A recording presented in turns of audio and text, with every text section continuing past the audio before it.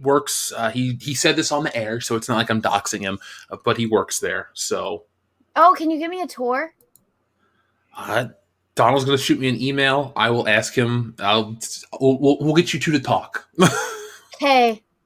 That's the best I can do. I never invite myself to shit, but I really want to tour SpaceX. Please and thank you. I just want to be friends with Elon Musk. Because it's like, oh, Elon, I got this great idea. He's like, that is a great idea. Here's $10 million. Oh, shit, cool. That would be nice. That would be. Because then you could talk to him, show your passion, and he'll fund you a Henry Cavill film. So even if you don't get to meet Henry Cavill, you can have him work for you. Oh my goodness. That would be great. So Stephen Yarnell, thank you very much. He says KK is abhorrent and unacceptable. I agree, Stephen, 100%. Ordsboard says Kathleen Kennedy is poison. She should go back to getting people their coffee. Everyone on this panel are beautiful people. Hail all. Thank you very much for the nice compliment. Thank you so much. I put it like this. She was better in the past. Whatever she's doing now, unqualified. The Seaman, thank you very much, says WDW Pro just dropped a new article on Princess and Pirates and Princesses. It's enlightening. So, folks, after tonight's show, check that out over on Pirates and Princesses from WDW Pro.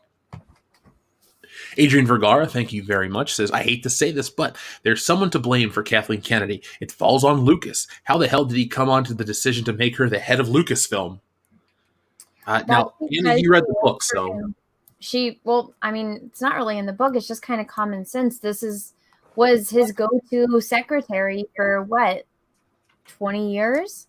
And anything he needed to get done paperwork-wise, she got it done for him. She was pleasant and kind. She had all of the right connections, knows all the right people, is married to the right guy.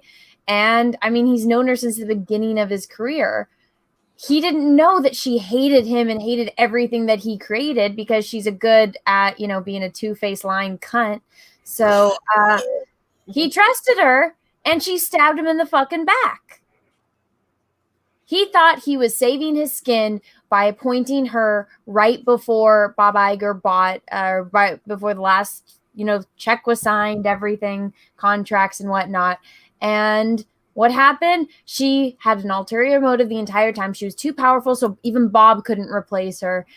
George thought he was saving his skin, and she stabbed him in the back. So, yeah. That's the sad reality. It is, unfortunately. Anna, by the way, I think his name was Lord Chauncey. He loved the painting, and he backed the comic at the top tier because of the amazing work you did. So, oh, well, thank you. Go subscribe over to my art channel and let me know. Lord Chauncey. Let me know. I don't know why, but I like saying that name, Lord Chauncey. Thank you. That's fancy. See, my language, guys. It's called world class bullshitters. Yeah, believe me. We don't have a long list of things you can't do here. If I ever say don't do what I wouldn't do, the list isn't very long. Would you Invader do anything that included leather and whips? Oh, no. I'm not Bob Shea from Nightmare on Elm Street 2, Tom. Shit, I'll put it away. If you'd like, I can turn you from Salacious Tom on your trading card and magnet to, denizen of Jabba's palace by way of, Hollywood Boulevard. Turn me into a newt. Mm. Well, I got better. Invader Cool Studios, thank you very much, says, wow, Bob Iger really is a den of scum and villainy, isn't he? That's just mean. You turned him into an actual location. He's an inanimate object full of filth. Mm-hmm. Kind of hurts. Not me, though. Yeah. Andy Lee, thank you very much, says, Star Wars, no greater sign of a deal with the devil coming due. Yeah. Yeah, well, who would have sold their soul to get the deal? Bob Iger, I guess, right? Because it wouldn't have been Lucas. Now Lucas just passed it off, right? Yep. He just handed it off. He thought he was putting it. He thought he was putting it in great hands, in trustful hands. And like the Majinai said, As soon as that ink dried, they destroyed it. Yeah. Lied to the Even man's before face. that, really. Lied to the man's face and told him we'll take care of your characters. Yeah. And Luke died on that same rock. Hold on. Is Now- that the rock that Luke Skywalker? Mind blown. Were you trying to say that Geode is the rock from Octo? No, watch this. Maybe when Luke Skywalker died on that slab of rock, the Force elements went into the to the rock, and then the rock rose. I don't know. So when someone sits on it, it goes, "Get off my face." Sounds just like Luke. Sounds like Louis. Louis Now, Anderson. yeah, Tom, it's now time to talk about Coming to America 2. Oh, I haven't seen it. I saw it. Don't. It's Jack bad. only watched about Just half like of Mecha it. Random said, it's absolutely horrible and it's trash, and you don't ever want to see it. Trust me.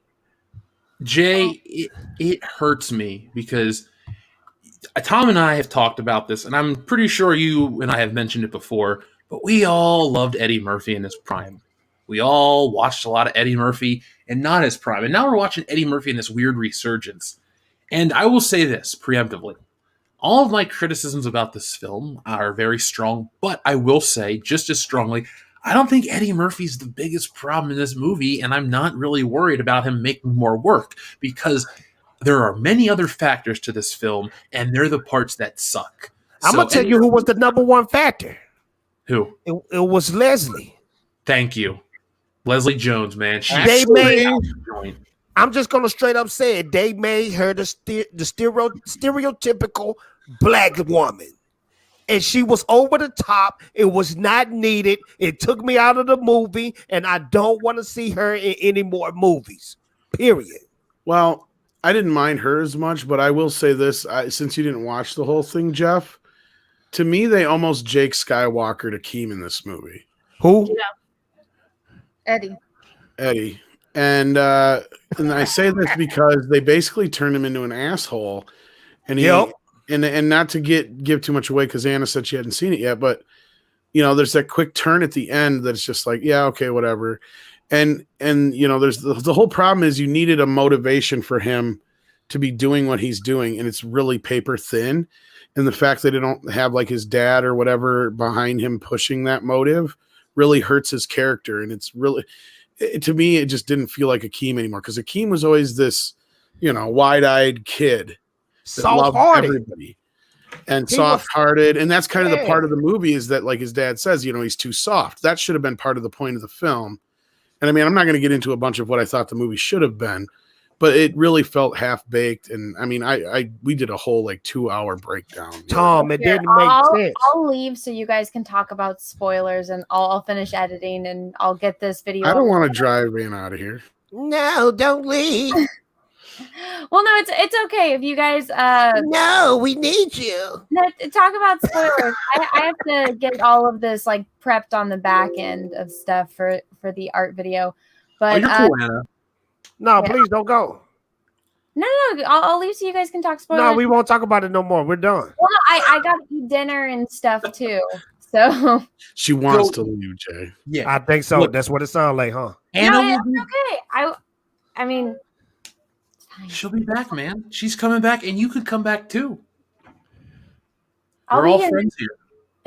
You sure? I'll be back next week. But everyone, thank you, Jeff. Thank you, Tom. Anna, thank you.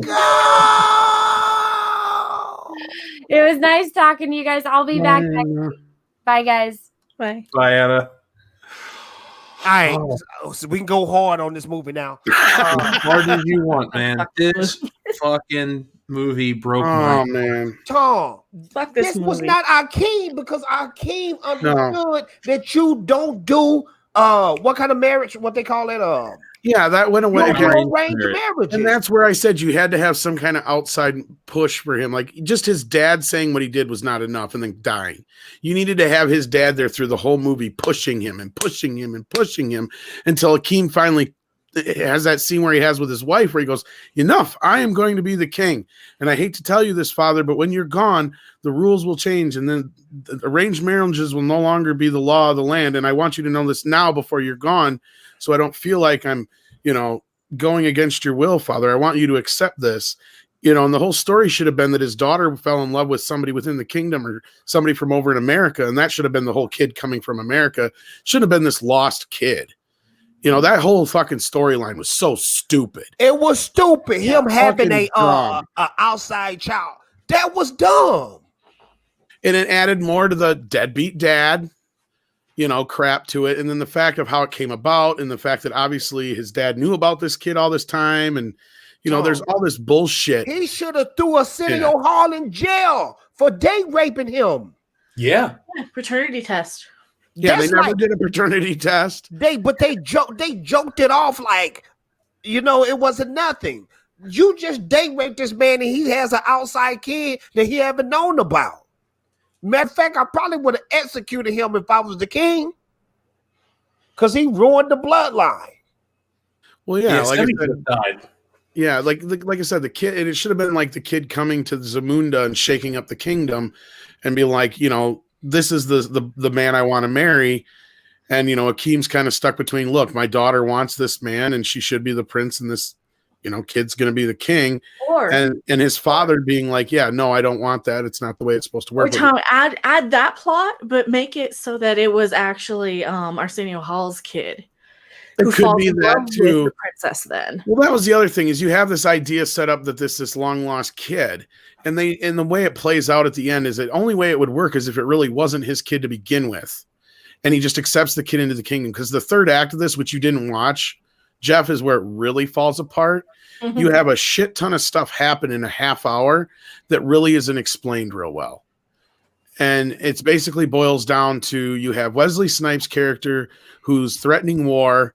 He wasn't needed either. Yeah, his character's all off the charts. I mean, he's a great actor, and I liked his character in the film, but it was unnecessary and didn't make sense. Wesley Snipes wasn't bad, but he wasn't needed in this film. Yeah, and then you have his daughter kick the shit out of him, and obviously she negotiates a peace treaty, which they don't show. They don't show that aspect. And that's what threw me off, Tom, because then they was friends at the end when they made him the villain. That's what I'm saying. You don't have this like resolution where you see what happened in between there. And then this whole same thing with the daughter or the long lost son in America, he just accepts it and lets it happen. And then he decides, nope, this kid's not going to be the king. It's my daughter. And they don't explain why. You're left to kind of surmise what the deal is. So like, I felt like half this movie's on the cutting room floor and the bits we did get were shit. And I think, and I may be wrong, but I think the reason this movie turned out the way it did was somebody presented this idea pre-written to Eddie Murphy as like a Cobra Kai style series. He's like, I ain't doing no damn series. And they crushed it down into a movie. And you're basically getting the first part of the third and like the last episode all crammed into one. And you're missing all kinds of context. Yeah. Tom, that would have worked out better if it was a Cobra Kai type series, though. And then you could see more of the familiar faces in each episode like Cobra Kai. I think it would have worked out better. You could have fleshed out the story. But this overall, from beginning to end, was a mess.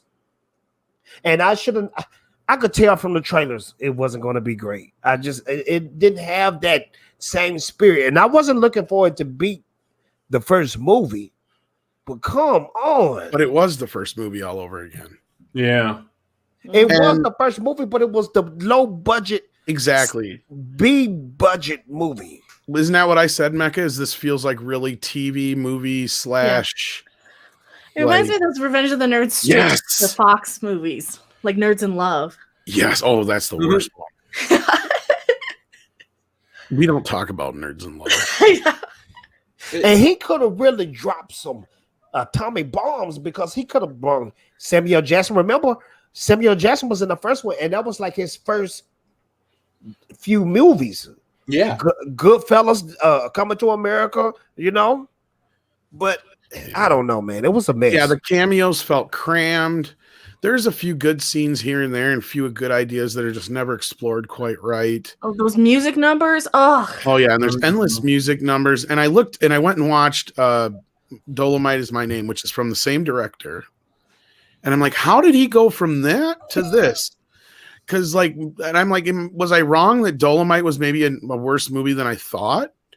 And no, I went back and watched it. And it's fucking brilliant. I'm like, okay, something was lost here in translation. Dolomite was a great movie. And this is the same guy who directed Hustle and Flow and a bunch of other good shit. It's like, what the fuck happened? I want to know, because this could have been one of the best revival, reunion, whatever kind of movies we'd had in a long time. And they totally fucking nerfed it. I'm going to be honest with you. A Coming to America 2 was not even needed. It wasn't, and that's where the expectations should have been out the window, and they could have just had fucking fun with this. And instead, this feels like it was a necessity, like it was forced, and I believe half of it was rushed, because we did look, and it started filming just before the pandemic crap happened, so they probably did get rushed in the latter part of the production. This was what Star Wars did with The Force Awakens. Exactly. All it was a New Hope. That's all it was. You're right. It is a lot like that. It's just like that. It's the same movie, but worse. It wasn't no originality. They did the same thing. They did the dancing scenes. We saw the same people. It was the same story of somebody falling in love, but the dad wanted them to do arranged marriage. It was the same freaking movie. Well, and I knew something was up when they sold this to Amazon, and we knew Paramount Plus was launching. And lo and behold, they both launched the same week. And that tells you something when they didn't hold on to this and save it for Paramount Plus. They didn't. I was wondering why they didn't do that. Me too. I know why now. Because they probably watched and they're like, oh my God. Because this movie is getting like, just look, most of the time critics and audiences don't agree too much on this shit. They've been pretty much in tune on this one. It has a 52 last I looked and a 42 on the Rotten Tomatoes for the audience compared to the critics. The second being the audience. So like the audience hates this more than the critics. Now this time Rotten Tomatoes got it right. Well, and it's just an aggregator, so I don't like hold Rotten Tomatoes. It's just how they aggregate the scores. But I've read the reviews. This movie's getting raked through the coals, and rightfully so. Yeah, it's bad. And I'll even go as far as to say it's even more racist than you could expect. It's very racist. It feels like it. Leslie, what's her name? Leslie what? Jones. Well, not Leslie, just that, but like Leslie Jones always had to play that same character, and she was that same character in Ghostbusters. Right, yeah. But not just that, but like all the African stuff. Because I remember them giving John Landis a lot of shit back in the day for the first one, and that was about the only point of contention anybody had was like, oh, all those African dancing numbers and shit were just a little overboard. But now you compare it to this shit is just like, my God, how did they get away with this? Or who they put the club? Okay? They put the club into Zamunda. But then when you look at the first movie, that was beautiful with the African dances. It wasn't over the top like it was here. Like Mecca said, like they stopped this movie 20 times for these dances. Every time a character has an entrance, we waste 3-4 minutes on a fucking musical fucking thing. And it's not even, I'm not even being like exaggerating it or hyperbolic or exaggerating at all, because it is. We literally waste all this time on these entrances and shit, and they get more sporadic and larger by the minute in each one. And then you have the big funeral scene where that's all it is. Oh God, that's unbearable. It's all bad versions of songs that you don't like in the first place, but like the gas station redos just to make it fit. Like Train to Zamunda. Who cares? What a king instead of what a man. Like, oh God. It's like the Kids Bop version, or the Chuck E. Cheese versions. It is. Those flashback CDs you buy at gas stations where if you read the fine print, not the original recordings. Yeah. But it is the original artist, but it's when they're like 80 years older. And like you're right, Mecca. That's exactly what they reminded me of. Because I didn't even look. It's like, is that really that? Is that En Vogue? Oh shit, that's really them. Then Salt and Pepper come out. Like, oh no. We could have had a lot of fun with this. That's what sucks. Is you could have had so much fun because nobody had any real expectations. You didn't have to do anything elaborate. It just had to be a fairy tale like the first film, right? Yeah. Like that's all it had to be. And you could even gotten a women power message. And I think you said this, Mecca. You could have even gotten a women power message in here without it being too ham-fisted, because they even kind of disregard it with the daughter. She gets kind of shoved to the side. And it's like, wait a minute, this daughter, she's kind of interesting. I want to see her story. You know, like she's set up to be like, you know, the ultimate queen, but like she gets fucking like really cut off. Oh, and the other thing is we don't meet the love interest till 50 minutes into the movie, which means you probably didn't even get to meet her, Jeff. The hairstylist chick. Oh, I'm there. The hairstylist chick. Yeah, we don't meet her until 50 But minutes. she came out of into the nowhere. movie. She came out of nowhere in the movie. It's like a rewrite. I wonder if that was a rewrite. Well, I think that's part of where I was saying this feels like a TV series that was recrushed into a movie. What happened to Eddie Murphy? Because it seemed like ever since Pluto Nash or whatever that movie was called, his movies before that. He's not apologizing ever since what? The Hooker? Which one y'all think when he started slumping in his movie? The Hooker. Oh, it's been before that, but probably like it probably started with Dr. Dolittle 2 and then went downhill from I think there. Nutty Professor was like his last. Norbit was like a real fucking low point to me. Yeah. Nutty Professor was his last good one, huh? Probably the sequel to Nutty Professor. Yeah. I like Bowfinger, even though that's not his Bowfinger, movie. did that come out before or after though? I'm trying to It's remember. it came out in 99. And, You like Bowfinger? 2000. I love Bowfinger. But I'm like Jeff. I don't really consider that an Eddie Murphy movie. That's a Steve Martin movie. Yeah, I don't consider it Eddie He Murphy. wrote and directed it and all that shit. Or Frank Oz directed it, and it's kind of more of a he's there, but he's not doing his shtick. It's different. Have you never seen Bowfinger? I've seen it. Oh, okay. I thought you maybe not have seen it. Okay. No, I've seen it. But I'm gonna tell you who else career is starting to look like Eddie Murphy. Will Smith. Yeah. Not far off. He's not in good movies anymore either. Some people are saying Life with Martin Lawrence, but that to me, that one fell apart halfway through. Oh, Life was a good one though. It wasn't until the message of that movie, though. Yeah, it kind of fell apart to me too. Yeah, it's Martin. If you had Martin Lawrence and Eddie Murphy team up, I thought you would have got a much better movie out of it. It's like when you got Martin Lawrence and Will Smith team up, you get Bad Boys, and there's a franchise. Right. And those are two dudes that have a lot in common, but you put them in this movie, which it's funny at times, but overall it's kind of a sad movie. Dudes go to jail for shit they never did, and it's just a it is kind of depressing. Bittersweet reminder of. Well, we know they have good chemistry because we saw them in Boomerang and shit like that together. So we know they have chemistry, and it just wasn't working. It was just an excuse. They was in Boomerang together. It was just an excuse to put him in makeup, basically. I think Eddie. I think that was when he was in this phase of I don't want to be funny. I want to win an Oscar. Because I told this to Jeff, and he didn't even know it. But like it's somewhere in some making of, or it might even be on one of the. I can't remember where I heard it, but somebody said that the challenge they had with Eddie on Beverly Hills Cop 3 is he didn't want to be funny. So they told John Landis and the writers to make Eddie funny without knowing it. Well, they didn't succeed. No, I mean, then you can tell that's what happened to the movie is like it just fell apart because Eddie just didn't want to be Eddie anymore. And it's like, dude, you're Eddie Murphy and you're making Beverly Hills Cop. You have an expectation going into this thing. You know it's supposed to be another Beverly Hills Cop, right? Yeah, and I'm scared now because of that. But I know Jeff, I think you were saying you weren't as scared, and I want to hear why. Well, Beverly Hills Cop 3 is like Indiana Jones and the Kingdom of the Crystal Skull. If you make another one, you're not guaranteed to make a shittier film than the one that came before it. So I got a pretty good chance of getting a better film. But I don't think Eddie Murphy really plays a character when he plays Axel Foley. Other movies are amplified versions of himself, but I think Axel Foley is essentially what Eddie Murphy is what he is by himself. Just a guy who's funny, can turn on in an instant, but it's like, I feel like Harrison Ford has more in common with Indiana Jones. If you look at his history growing up, he was a scoutmaster, something like that. He worked at a camp and dealt with animals and shit like that. Like the dude was very hands-on. It felt natural for him to be a rugged superhero like Indiana Jones. And Eddie Murphy, Axel Foley is a fast-talking dude from the streets. Different city, same kind of gimmick.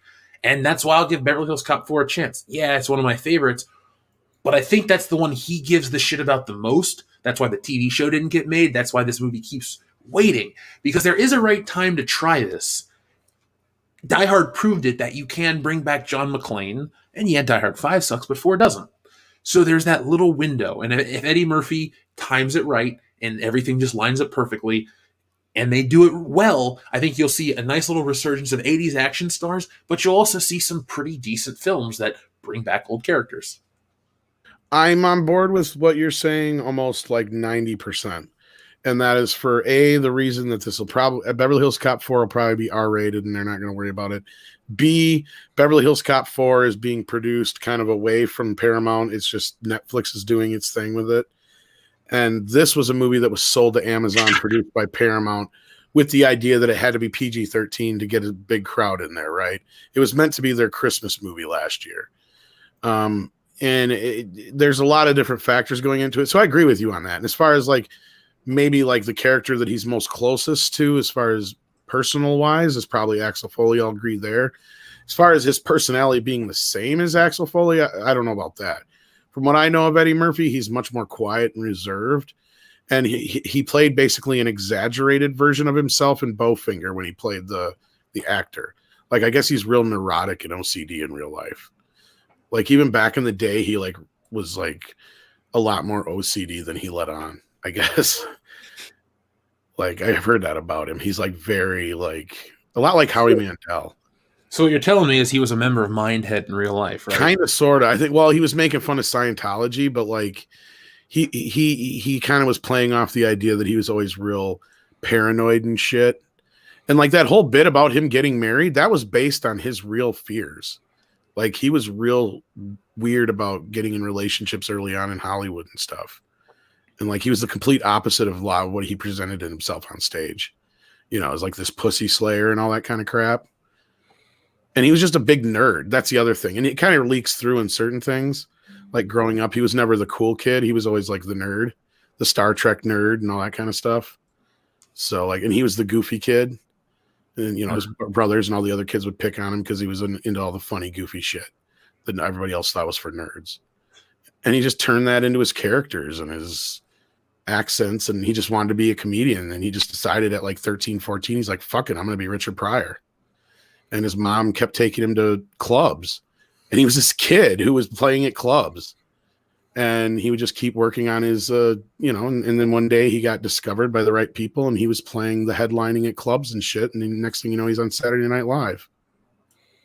And the rest is history. It was all about ambition, though. That's really what it was. He had a goal. He wasn't going to let it go. And even if he went and made $5 and made nobody laugh, or he made $80 and killed him that night. I mean, and that was just it. He just kept pushing no matter what. And while Tom was saying that whole life story, Eddie Murphy, the music in my head was like this. I just want to party all the time, party all the time, party all the time. That's a good song. I'll stand by it. You know what? I wish Eddie Murphy and Rick James would have teamed up one more time before Rick James died. You know, Rick James got mad at Eddie Murphy and he said that song should have been his song, even though he wrote it. Those are true facts. You know that. Yeah.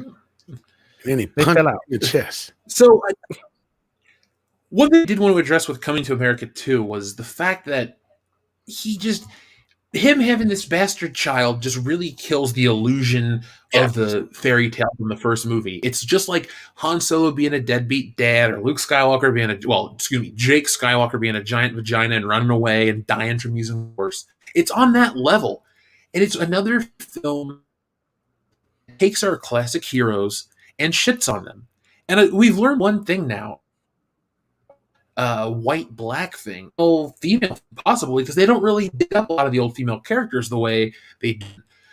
Princess Leia more saintly than ever, which was really off-brand for her. More disrespectful than the way they treated Han or somebody. Eddie Murphy, it's not like an old white dude thing like people say about Indiana Jones could be or Han Solo is. Just the old guys adapt, and it's so embarrassing that these celebrities, or these actors that have these iconic characters, don't care enough not look like an idiot. Like, he does look unaware at times. This is like Adam Sandler level bad, not an Adam Sandler bad. It has that weak, like joke isn't funny feel. Yeah, there was a lot of those moments. You were breaking up pretty bad there. Oh, okay. I thought that was my computer. No, I thought so too until I seen it in the chat, roboting Jeff. But I think we got the gist of what you're saying, and I agree in a lot of ways. This did feel like a lot of later year Adam Sandler, like, please laugh kind of crap. Like you got the fleek joke and a few of the other jokes wasn't landing. Yeah, they weren't landing at all. And I mean, like when you watch Coming to America, those jokes was hilarious. That's what made the movie so great.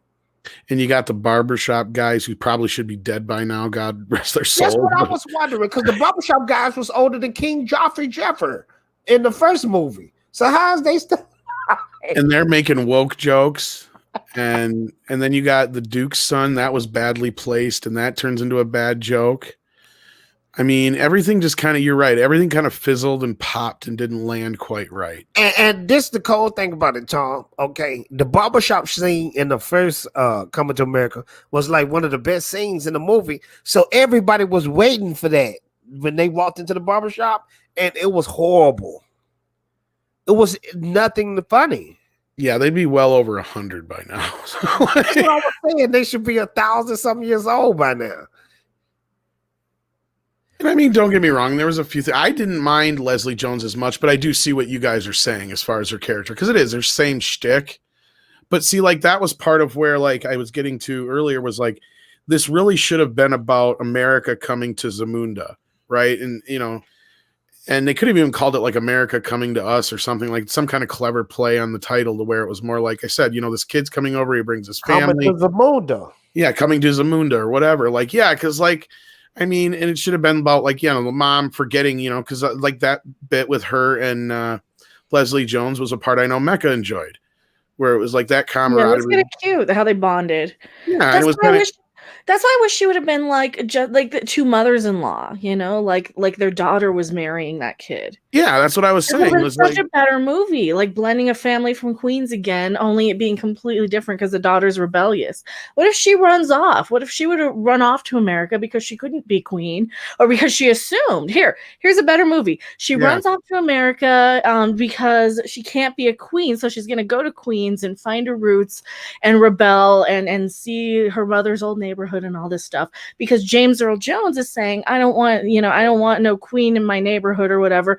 Eddie Murphy is, on the other hand, defending her so we don't lose him as a hero. She doesn't know that. She goes off behind his back, so she doesn't know that. It's a huge misunderstanding. She falls in love with this guy, and the whole thing is them trying, Akeem and the wife show up, and the two women bond because they're from the same neighborhood, and that's how you make all these characters likable.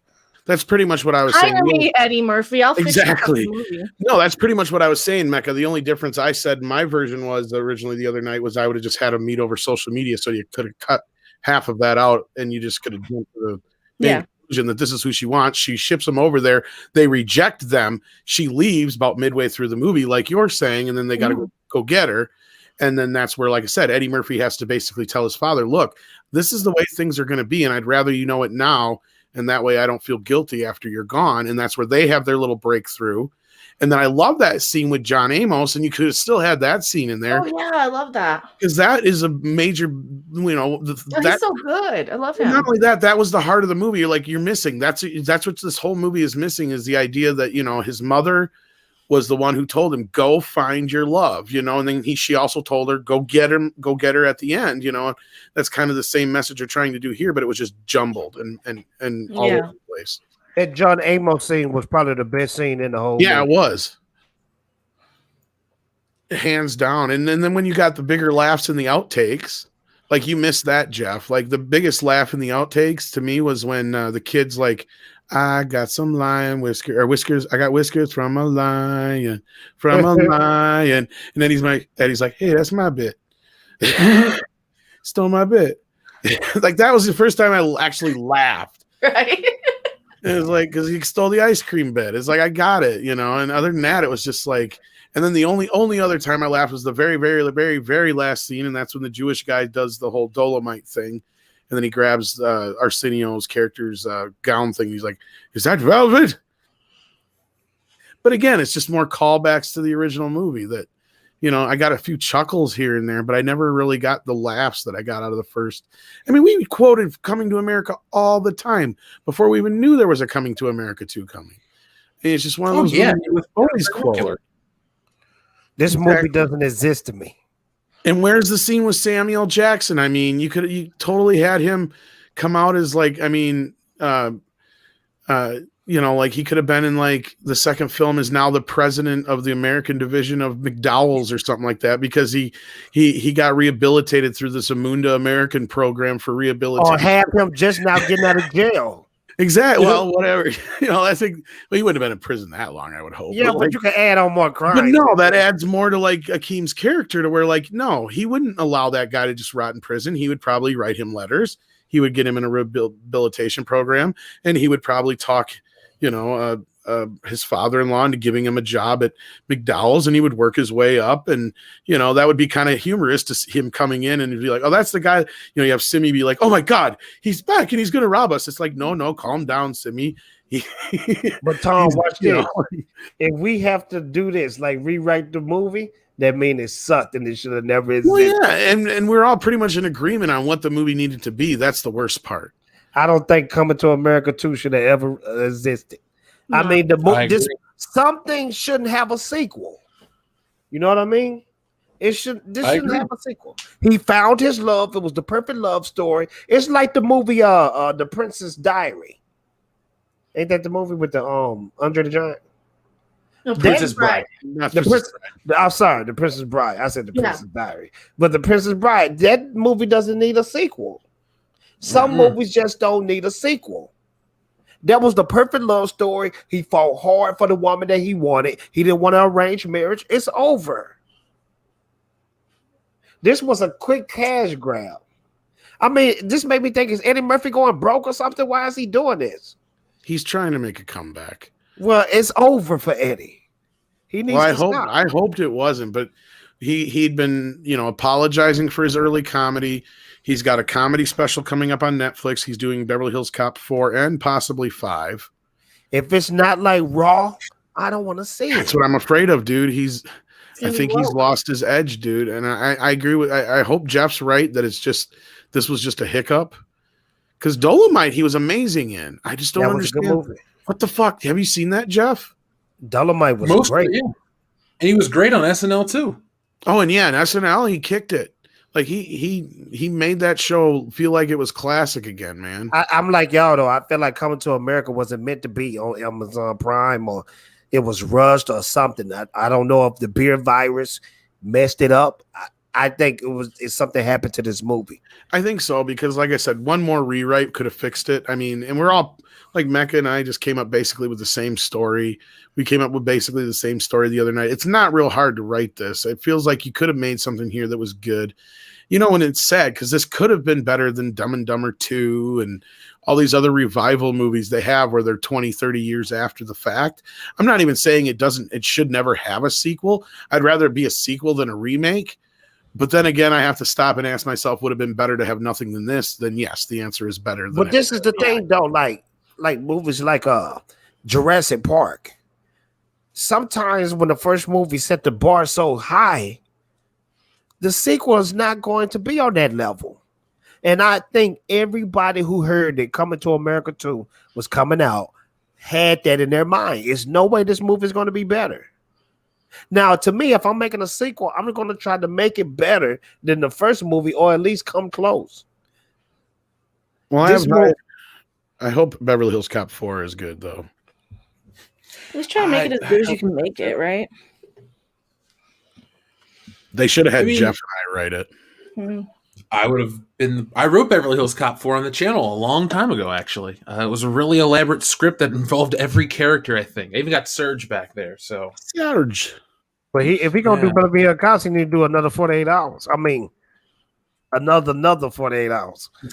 There you go. I was like, he did another 48 hours. It wasn't good. It was all right. Well, yeah.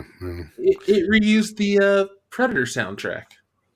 It's got a really good bit in it, though.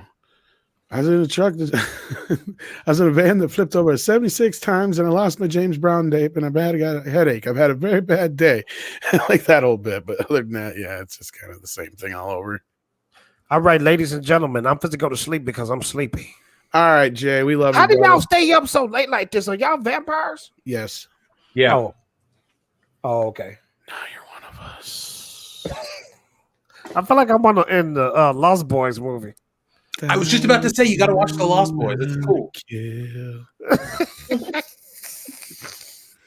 Thou cool shalt not Cry, cry. little sister. Thou shalt not die. Guess what? You are now the saxophone guy, Jay. Oh, okay. Got the little chains around my neck. That guy was awesome. I've never seen somebody that cool. He's got his own character in the comics. What was that? Was that guy real? Like that was really him singing and stuff?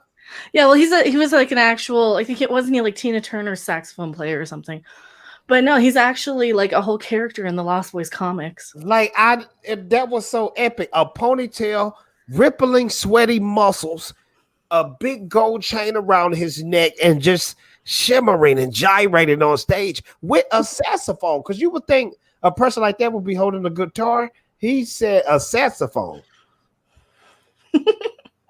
That's the way I want to live my life. Okay, so are you waiting for me to say it, Jay, or are you gonna hang out for a few more minutes? Culture Casino, I definitely see what you did. Thank you so much, sir. What was you saying, Tom?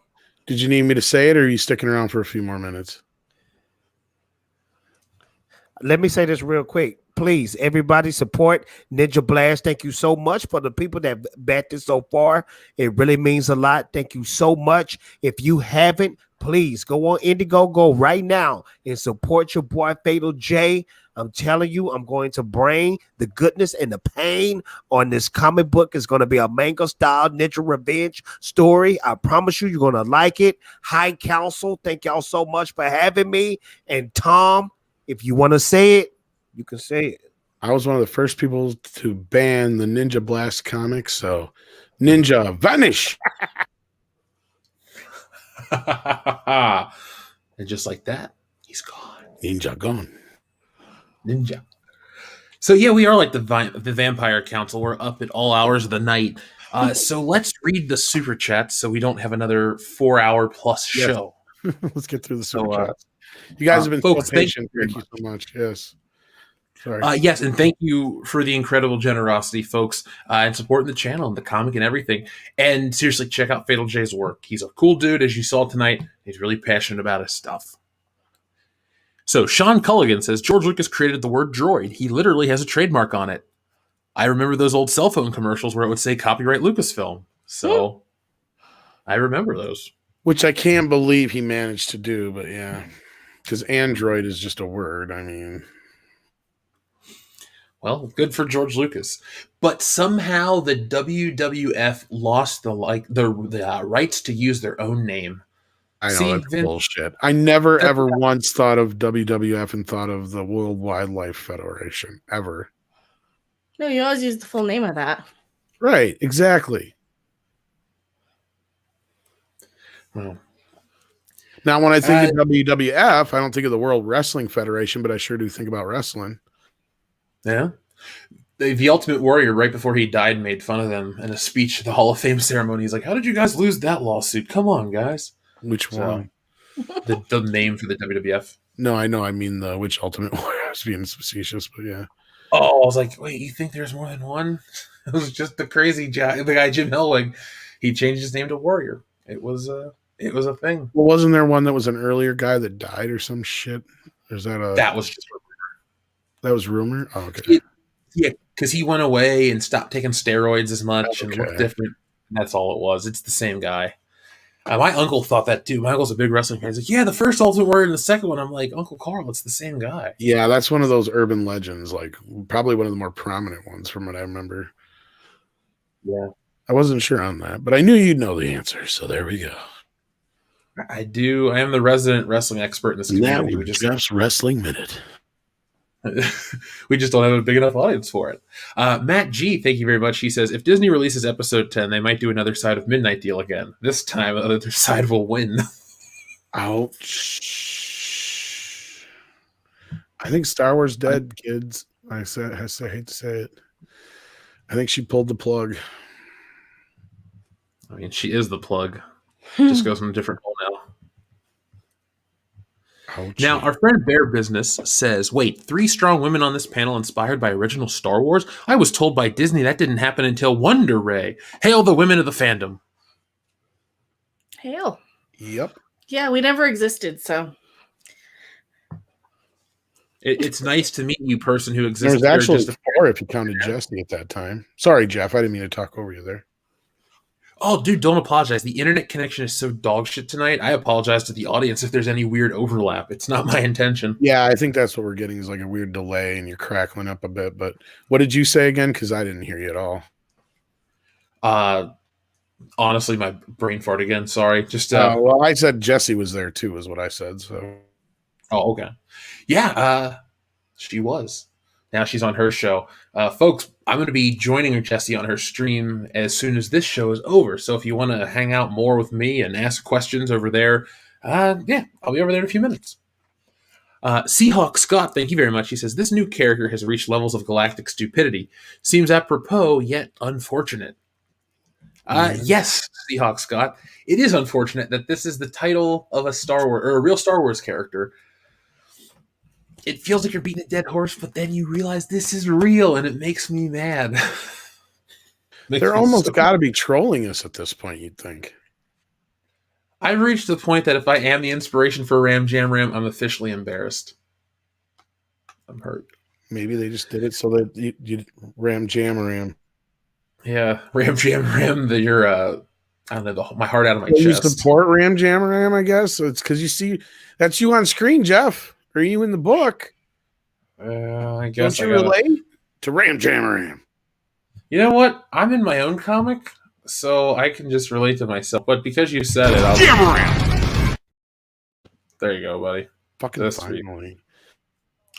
I only said it like 3 times. Oh, I know. I am winding down. It's been a long day. All good. I know. We need to get through this. It's been a long day for us all. Well, you know what, though? I will answer every one of these for the audience. Thank you, folks, for everything. James296 says, new level of dumb? That character is so dumb, it's an insult to the word dumb.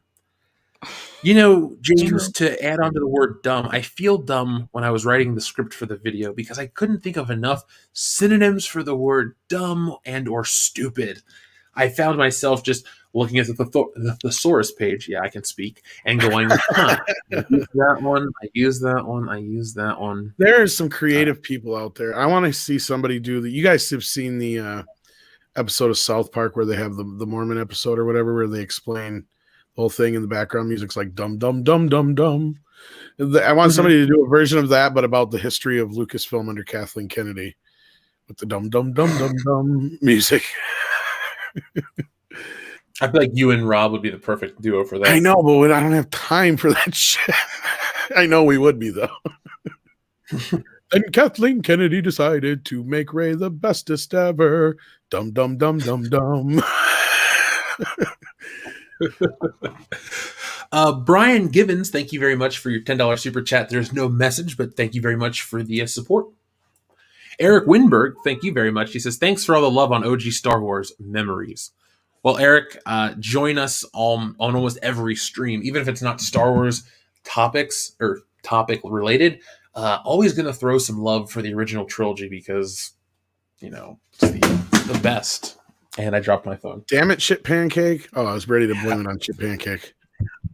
I'm in our office right now, aka the bathroom, so it's my fault. I thought so. I was going to make a bathroom joke earlier, but I wasn't sure. When I say I'm moving rooms, this is a studio apartment. And Jesse had an important guest tonight, so I'm like, yeah, this show's going to run long because of all the topics, so I'm just going to go into the bathroom. He's like, all right, cool. So here we are, folks, live from the bathroom at World Class Bullshitters. It's that ambiance. Hold on, let's do this. That's See? creepy. We're live. I don't know what's creepier is you have Star Wars stickers in the bathroom. You Yeah, wanna hear just really something even creep him out and creepier? do the voice. I could do the voice for you right now, Tom, but I won't.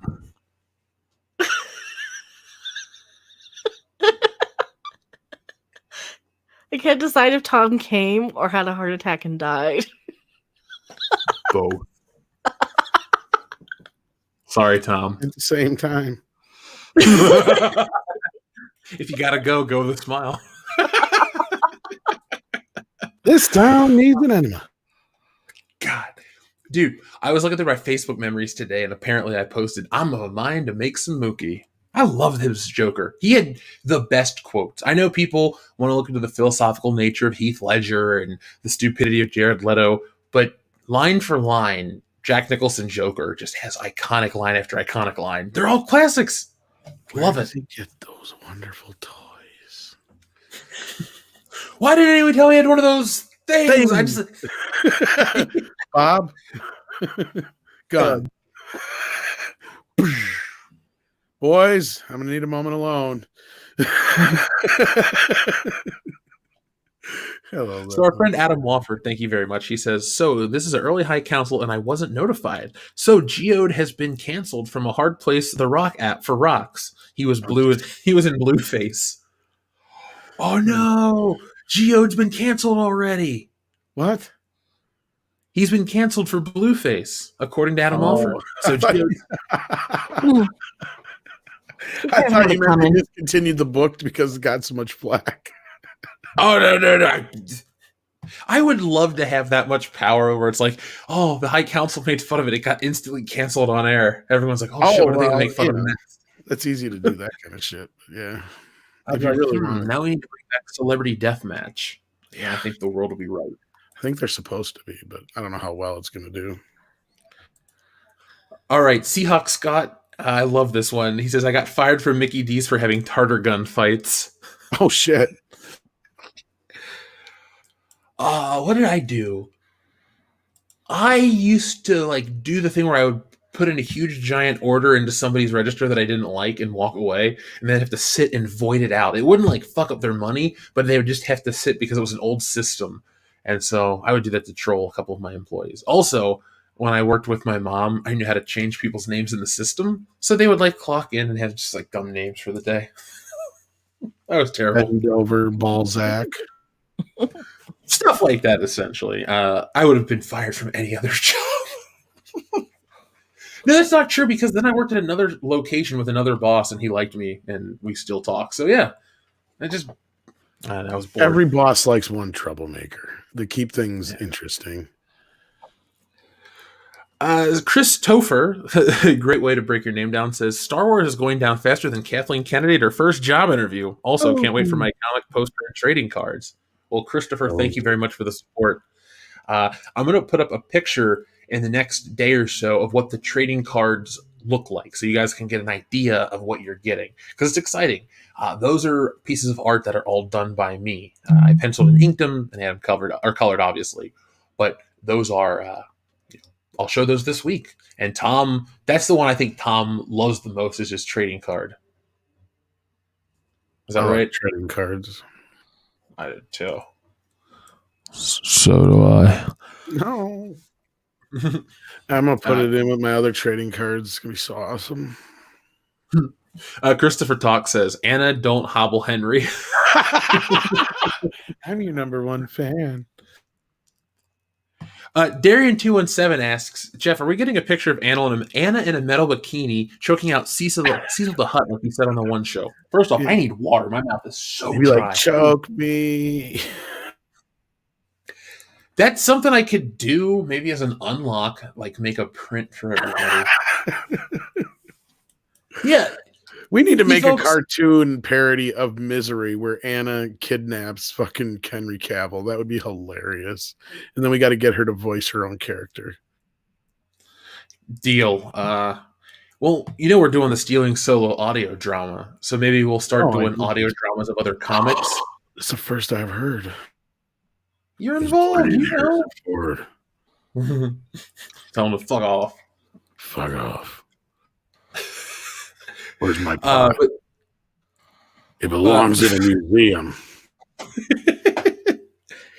Our friend Immortal Coil, thank you very much. He says Lando would F Geode.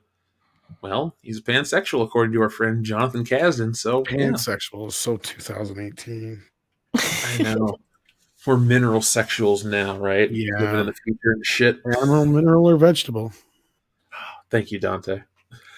Invader Cool Studios says, is Leox gonna be like Credo from Sword Art, where everyone wants to get a piece of that and he just totally blows everyone off as a joke?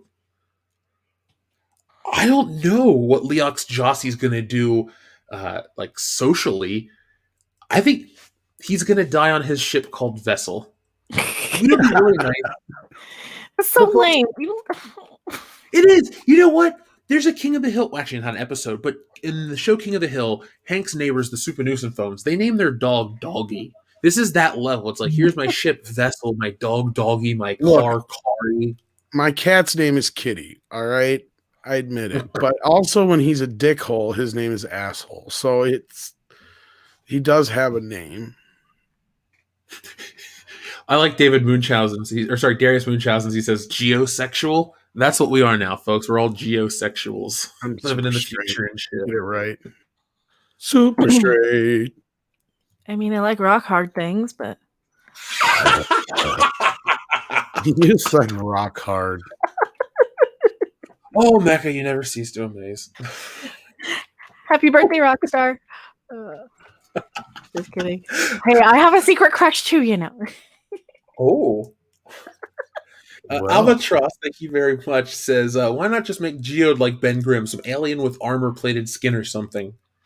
Yeah. If it looks cool, people will buy it. So maybe don't make something that's lame. It's like the Pokemon Ditto. It's lame, but it's really cool because it can morph into everything else. But in its natural form, it's just a piece of bubblegum, essentially. That's what this is. It's like you have an opportunity to create a rock-like alien in Star Wars. You can do anything, but you choose the joke. Like, why do kids want to buy this? I don't know. The new number 2 says, do you think they gave us Geode so that you would stop talking about Gina Carano? Maybe. I'm still talking about her though. I'm bringing her up because I don't want to let them. I don't want them to forget what they did.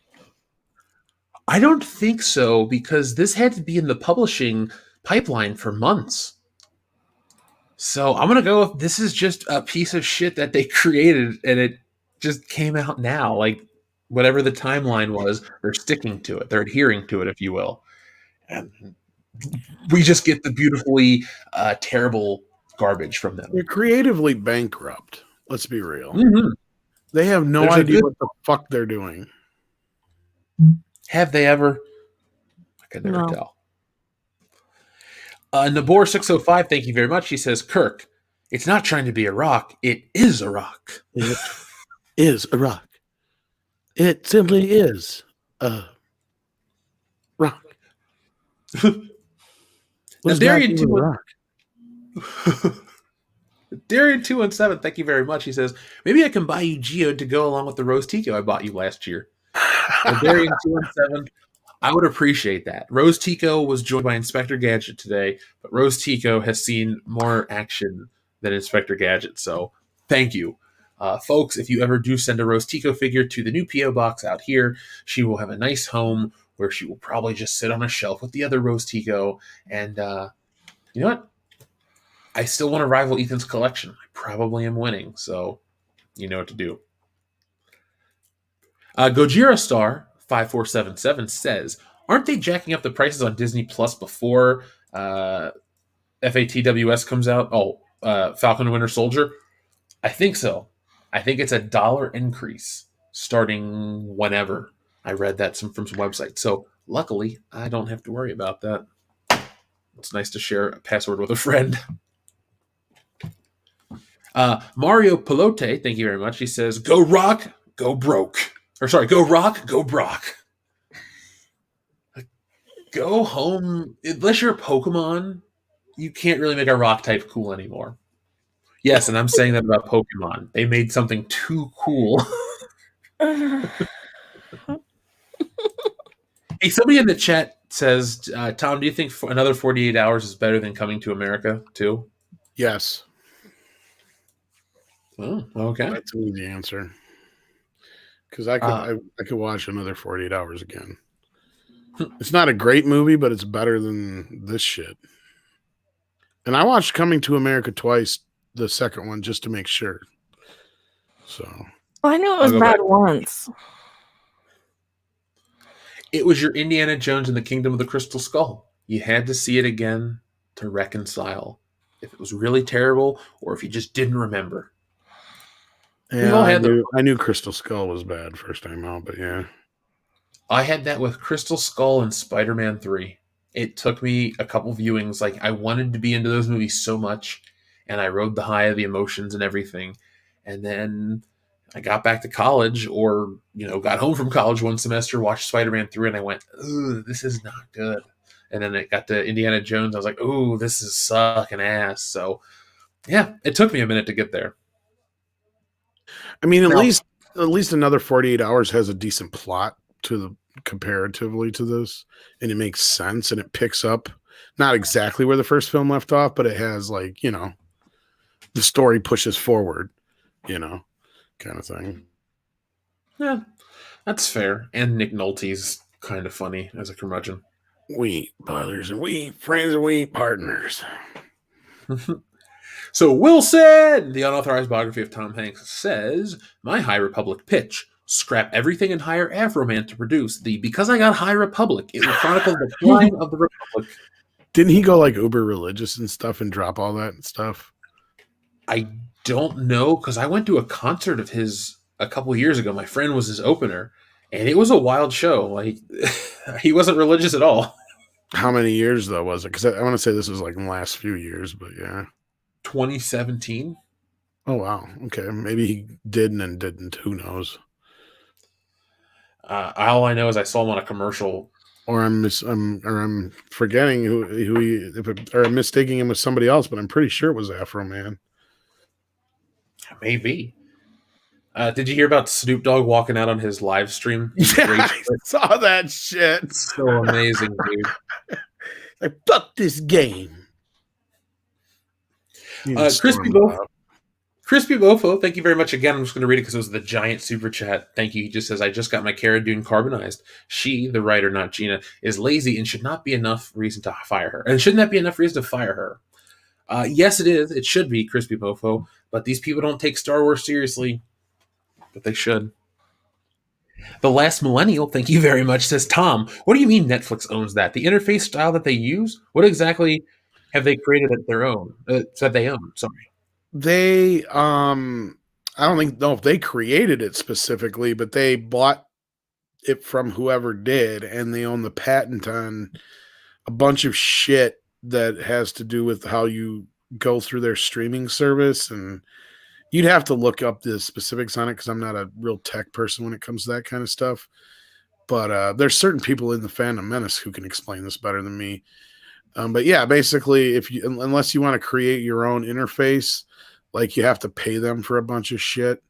That's typical of a lot of these things, and I don't know how they got away with it, but they did.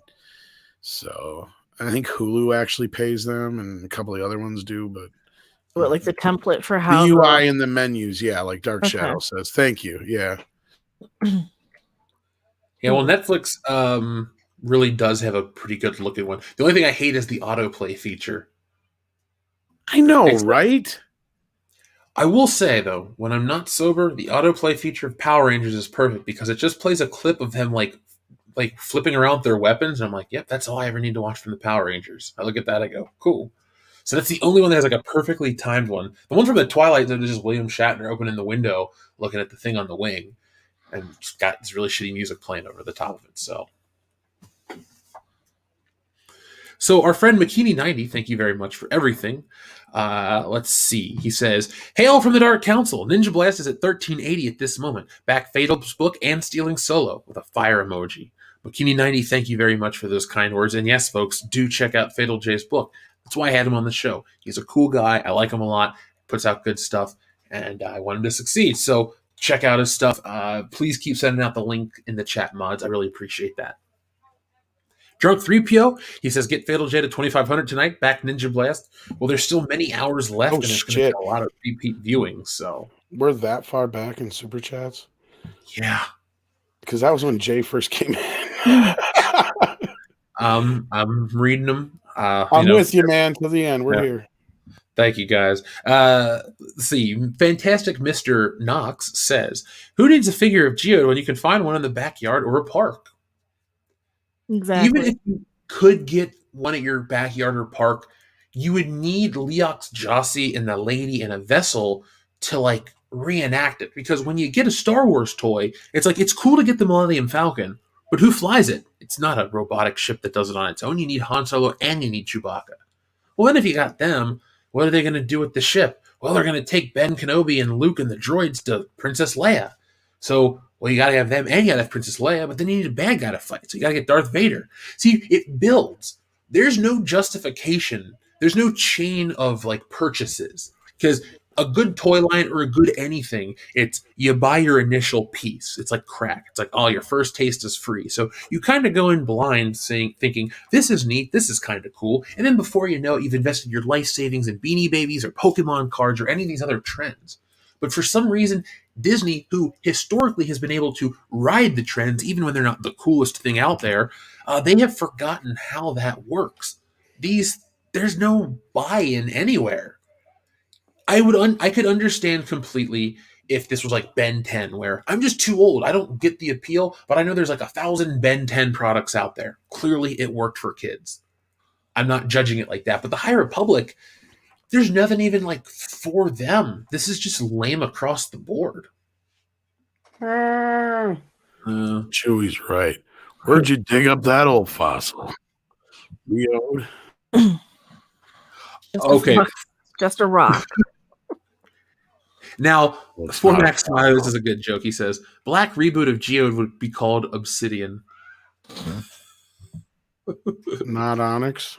Even the rocks are white in Star Wars. Ooh, Star Wars so white. So, let's see. Chris Topher says the EU rock had peeps called the Ang-T. I remember reading the Forbes article trying to justify all the rock people from other forms of science fiction, and that's when I lost it when I was making the video. I just was like, fuck it, no more excuses. If those rock-based people are cool and can move or sentient, awesome. This is like a paperweight, folks. If you work in an office, if you listen to this tomorrow, look at your paperweight or your name or something that placard. That's the equivalent of Geode. Put that in your car and tell me how much it helps you get home at night. Does it program your GPS? Does it act like Alexa and talk to you? Does it change your music? No, it just fucking sits there. Why is it there? Because I asked you to put it there to prove a point that an inanimate object is not cool and not a selling point for a fucking Star Wars show or book or anything. Gotta lug that fucker around everywhere. Parody. I'm not looking. This is ridiculous. It's a parody of a Star Wars character. It's a parody of it's a parody of something that is so lifeless and emotionless that it might as well be a crapping rock. And the fact that they're trying to be serious with Star Wars is just insulting. Like you can do better. I got a rock. Sorry, Charlie. I got a rock. So Terminus EST, thank you very much, says Cloud must use the Force to grab things. It must come from his Force skin. The Force is schlong with him.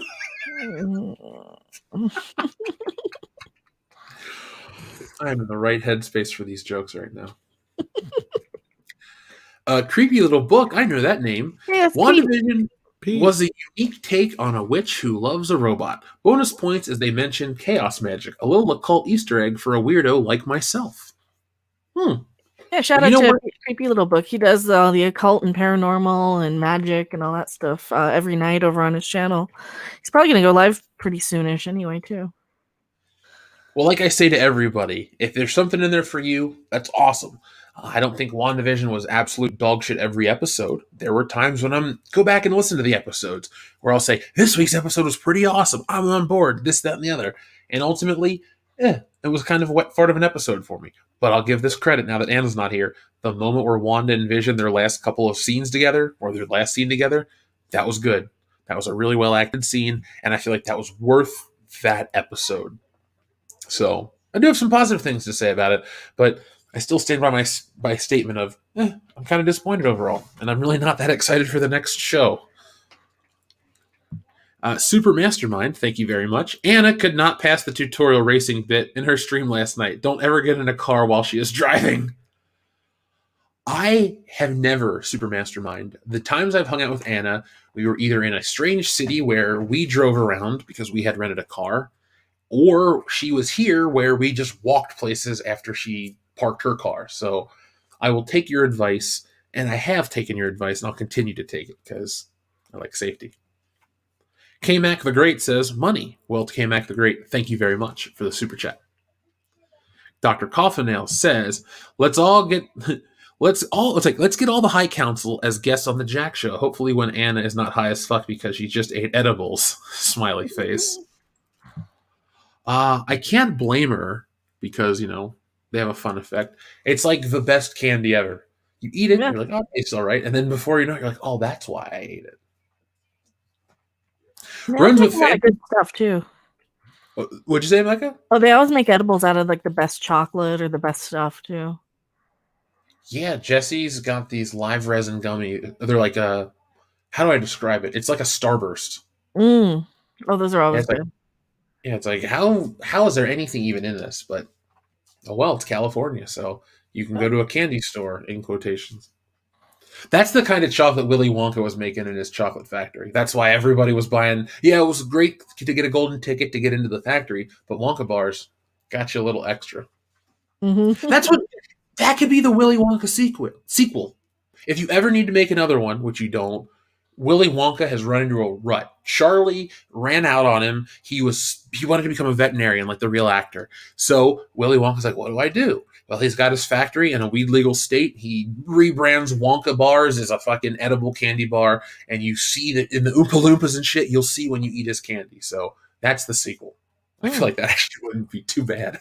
We should write that as a parody just for the fuck of it. That'd be fun. Mm-hmm. Now, Runs with Phantom says, do the DMX version of Reading Rainbow. Runs with Phantoms, I am well aware of that version, as well as the guy from the WCBS podcast. I don't think I'd ever played it on this show, but I fully support that rendition, if you know what I mean. Doug Keller, thank you very much, and thank you for your kind messages, Doug. He says, next, people are going to cancel Daffy Duck because he's insulting people with speech impediments. Probably. I had read an article talking about them wanting to cancel Speedy Gonzalez, and a lot of Mexican and Mexican-American people and all that stuff were like, no, we love Speedy Gonzalez, and they just shared all these tweets. And it goes to show you, folks, don't speak for other cultures because you never know what might be an iconic thing to them. You might think, oh, it's a stereotype, or oh, it's passé. No, to the people that it represents, they fucking love it. That's what Speedy Gonzalez was. So don't fuck with people's history. Don't fuck with people's childhoods. It's there for a reason. The content, not the childhoods. I understand how time works. But anyway, Doug, thank you very much. Bear Business 1 says, that Star Wars girl with a Russian bat. Disney will clip that, write several articles proving the Russian bats hating Disney Star Wars narrative. It's bots. I said bots, guys. Anna was very excited about her little bat. It was cool. It reminded me of that show, Eureka's Castle with Batley. I know I'm a little younger than you guys, but have you ever seen that show, Eureka's Castle? Yeah, I know what you're talking about. Oh, okay. Joseph Bienowitz says, happy little people being painted. The story of Henry Cavill. Yeah, that's what he does, right? He paints with Warhammer people. And her little obsession. Yeah, he does the Warhammer 40K or whatever thing.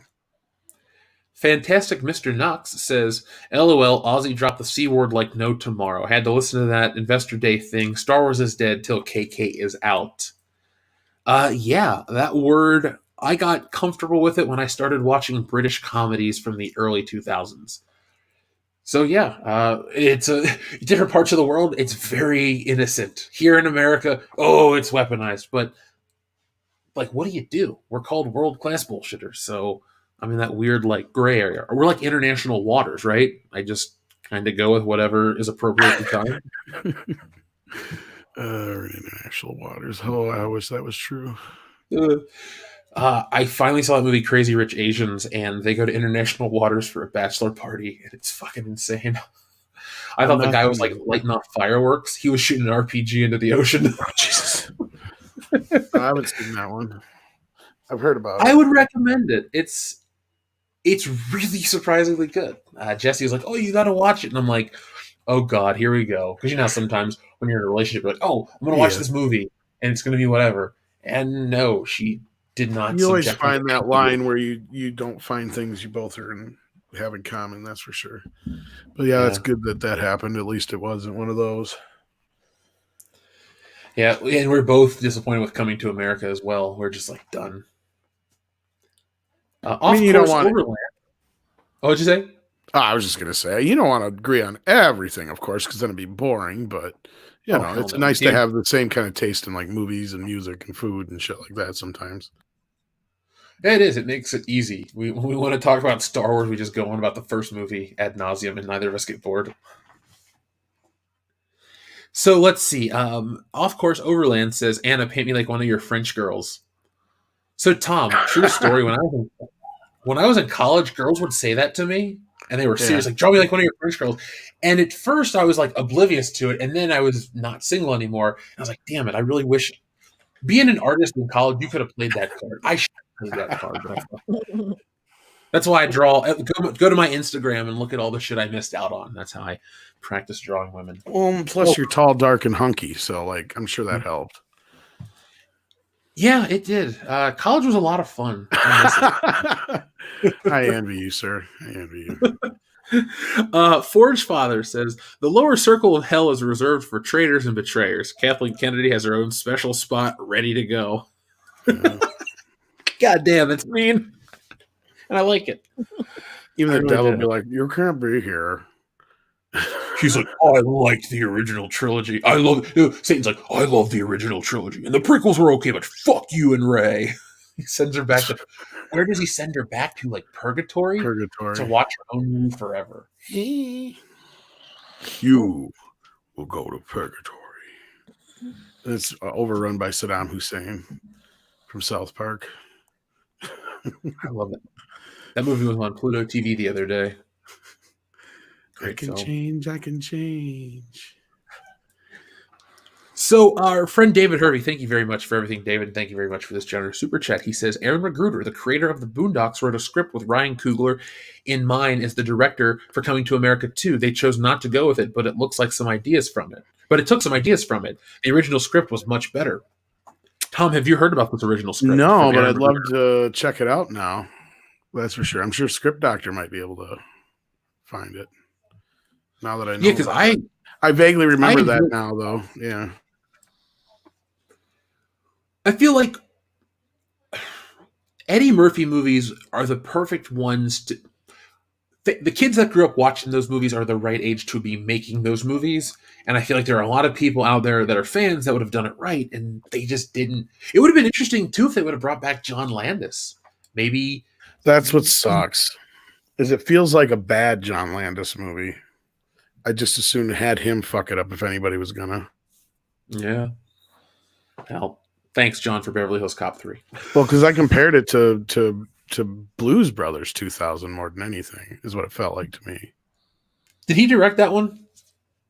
Sadly, yes. That was like one of the last movies, at least it's one of the last studio movies that I know of that he directed. That bums me out. So, but thank you again very much, David. Doug Keller says, "Hey, High Council, what are your guys' thoughts on the movie True Romance?" It's a good movie. Saw it. Written by Quentin Tarantino, directed by Tony Scott. It's a good movie. So I need to watch it because a listener asked me to watch it a bunch of times, and I said I will watch it. It was on a streaming service. I intended to watch it, and I forgot. So I still want to see it. If you're out there listening and you didn't abandon us because I forgot to watch True Romance, or it is you, Doug, and you changed your name, sorry for making you wait. One of these days I will watch it. Doug also, thank you very much. He says Beverly Hills Cop 4 starring Eddie Murphy and John Boyega and Keanu Reeves as the villain. Keanu Reeves as the villain would be interesting. With any of these digging up the vintage characters, you don't need to pass the torch. Don't make it Victor Maitland's kid or some shit. Victor Maitland came off as gay, so I don't think he should have a family. I honestly think that's not me trying to be funny. I've always read that as Victor Maitland was just a gay businessman in the 80s. Now that you say that adds a whole new level to the Herpes Simplex TN scene. Yeah, I really think Eddie Murphy, Axel Foley picked that up off of him based on the way he dressed and a couple other things like that, because it's about being this great detective. See, that's he did hire a bunch of gay guys in Jenny. You got a point. Yeah. And look at how he talks to Jenny, the way he touches her, stuff like that. Very stereotypical, whatever, representation. Girlfriend, yeah. So I've always watched it in that lens. So Victor Maitland. Now I've got to. I mean, I see it. I totally see it now that you say it.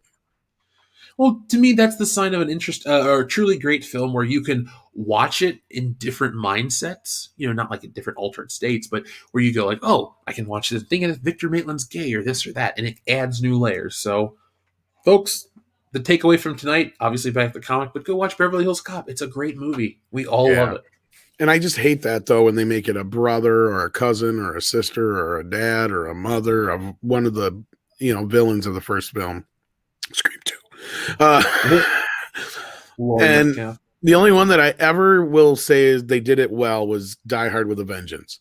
And that was because Simon had a gimmick before we knew who he was.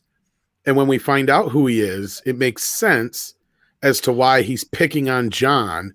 But it also makes sense that he's doing it as a distraction while he's really doing what his brother would do. And that is, rob somebody blind. Like, that movie makes sense to have it be a family. Like, it just, for some reason, that's one of the few times it worked for me. I mean, I don't know if anybody else agrees with me, but I like Die Hard 3. I don't have many bad things to say about it at all. I think it's the second best. Yeah, to me, usually, like, to bring in some strange family member is just, like, cheap as a bad guy.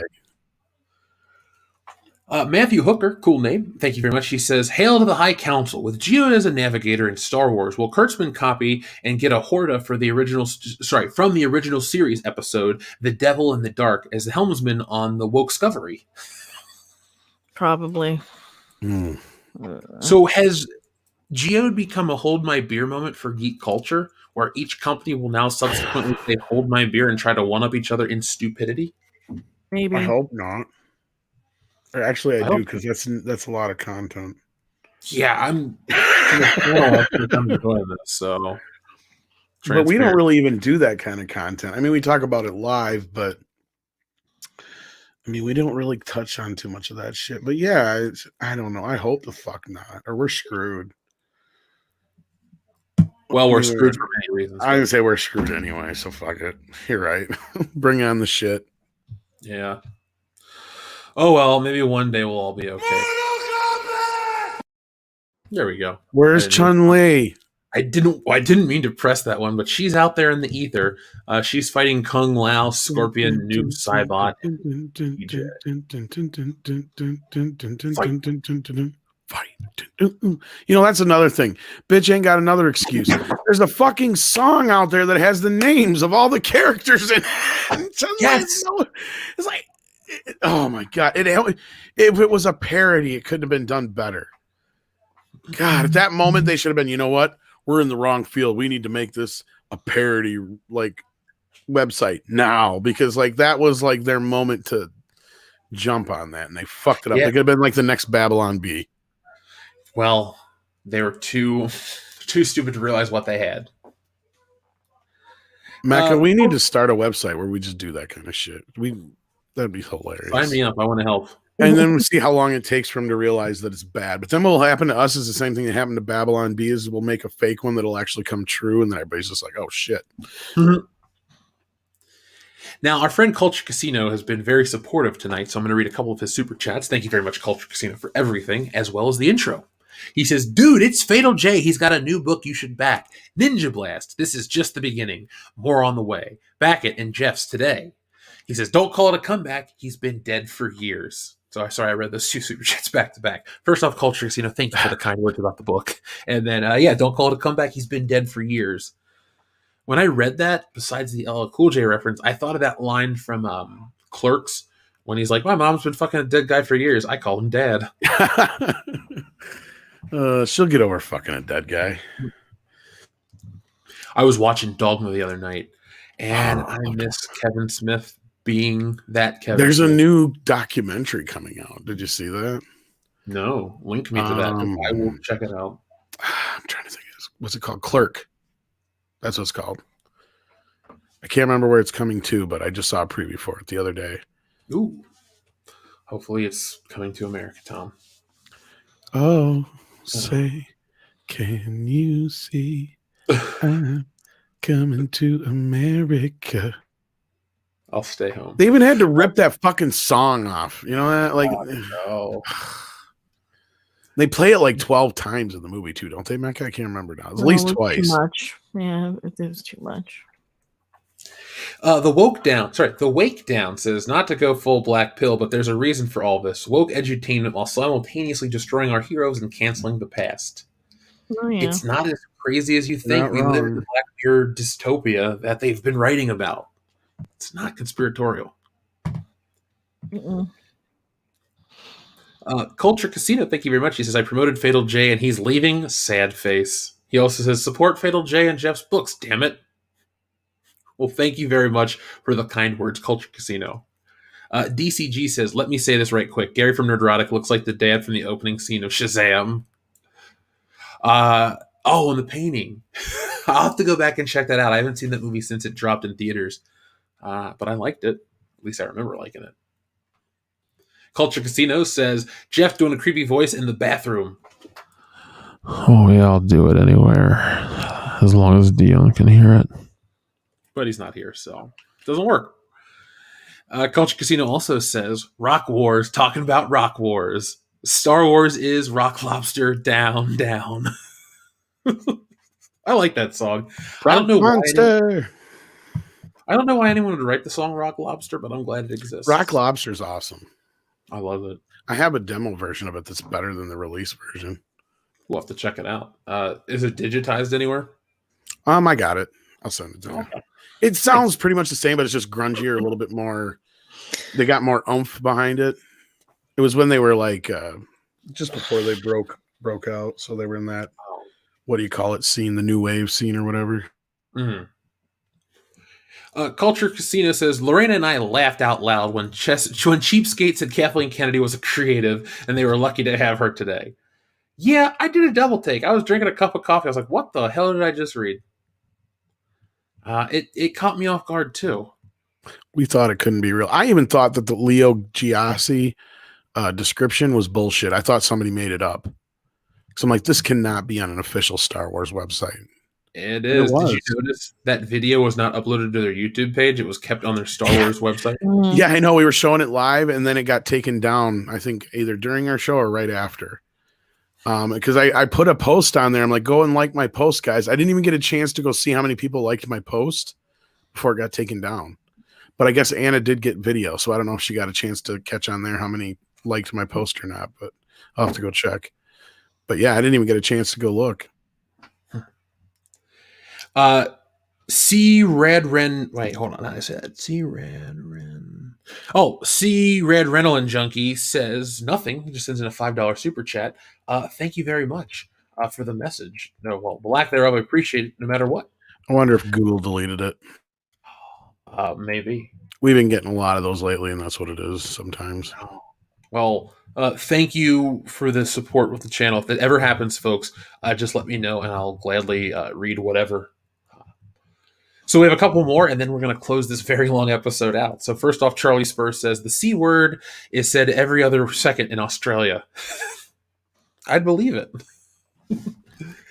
Departed says, it's still live at 7 a.m. I'm not complaining. Well, you caught us at the very end. Yeah, these shows have been going extra long, but there are a ton of people that stick around from beginning till end, and we're just going to have shows because you guys want them. So, yeah. Keep joining us each and every week here on the High Council. And yeah, we're having a hell of a time doing it. And then our final one comes from Culture Casino, who says, "I'm still here. I'm everywhere."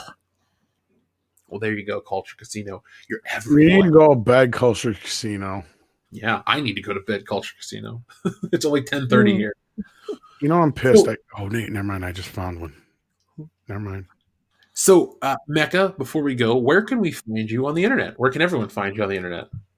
I am Mecha Random 42. I have a YouTube channel. I have Twitter, Twitch, Patreon, Subscribestar. I'm trying to think where else. Everywhere, pretty much everywhere. Tom, what about you? Where can we find you on the internet? Shopping on Amazon right now. Oh, okay. I'll tell you after the show what I'm up to. Ooh. I got a rock. Oh, finally. We're in stock. I know, right? Now you can find me on Midnight's Edge After Dark, and every other place affiliated with it. Folks, you can find me here on this channel, obviously, because it's my channel. I'll be back on Thursday with another podcast, and Thursday I'll have another video out. A lot of people have been checking out today's about Geode or Slate. I threw the script out in the middle of it and just said, fuck it. Go listen to me. I don't rant very often, but this one, I just fuck Get it. on Fandom Menace Stealing Solo right now. Yeah. Get that over 30K before the end of the night. Let's do it, kids. Folks, this has been moving the entire stream. I just want to thank everybody who's backed it. One more time, just real quick, I want to show everybody that that's the cover from Anna. But I did draw and produce this comic, so there's the guys as our new background as action figures. Here we are. Here's our kidnapped victim. Here we are in action. And yeah, this is the day one exclusive cover that is no longer available except at the higher tiers. And everybody gets this bonus magnet. And as soon as we move up to the next level, which is only 35 backers away, there's another magnet. Each time we move up 100 backers, new magnets, and so. You guys can figure it out. So, folks, I'm going to head out. I sound very tired because I am very tired. But I want to tell everyone again, thank you very much for everything, folks. We appreciate it greatly, and we'll be back next time with more. So from all of us here on the Fandom Menace, or in the Fandom Menace, thank you for watching. Be smart, be safe, be cool, but always be excellent to each other.